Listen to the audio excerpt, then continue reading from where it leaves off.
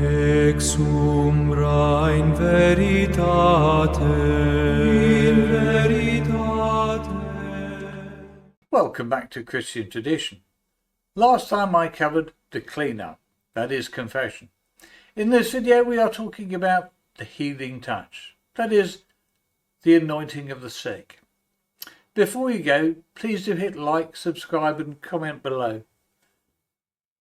A long journey takes a physical toll. In this new Exodus, we have to be honest about the reality of the march. We aren't just spirits, we are flesh and bone. People get weary, they get injured, and they fall ill. On the road to the promised land, sickness can feel like being cast out of the ranks, a weight that threatens to pull us away from the column.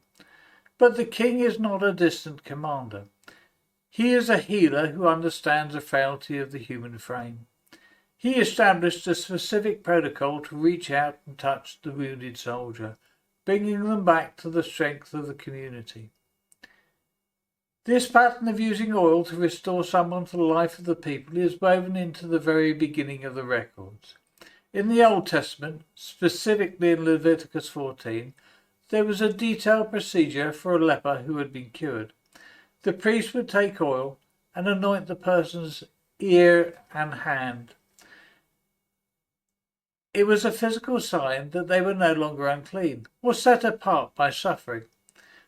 They were being reconsecrated and brought back into the full life of the camp. The oil was a sign that they were reclaimed for the king's service. When the king began his mission, he didn't just heal people himself. He trained his officers to carry his touch into the field. Long before the final instructions were written down, we see the apostles testing this protocol. In Mark 16:13, when Jesus sent the 12 out on their first mission, the record states they anointed with oil many who were sick and healed them. Notice the king didn't tell them to carry natural medicines or a physician's bag. He gave them his authority and a jar of oil. This proves that from the very start, healing wasn't coming from the properties of the oil itself, but from the authorised act performed in the name of the king.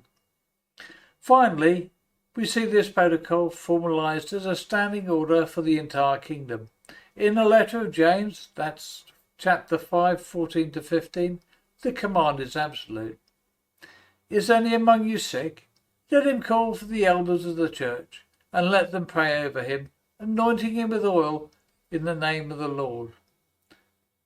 This isn't a suggestion for a private ritual. It is a command to call for the presbyters, the authorised officers of the church, and the promise attached to the act is twofold. First, it is for the body. The prayer of faith will save a sick man, and the Lord will raise him up. Secondly, it is for the soul. If he has committed sins, he will be forgiven. This is the field hospital of the new Exodus. The anointing isn't a sign that the journey is over. It is a king reaching through the oil to give the traveller the peace and strength and fortitude to keep marching. Whether it brings a physical recovery or the spiritual strength of the final crossing, it is forensic proof that the king never abandons his own in their suffering. The touch is real. The restoration is authorised. The march continues. Thank you for watching. Next time we're going to cover the officers of the king, that is, holy orders. Please like, share, subscribe, hit the notification below and comment as well. And may God bless you and guide you.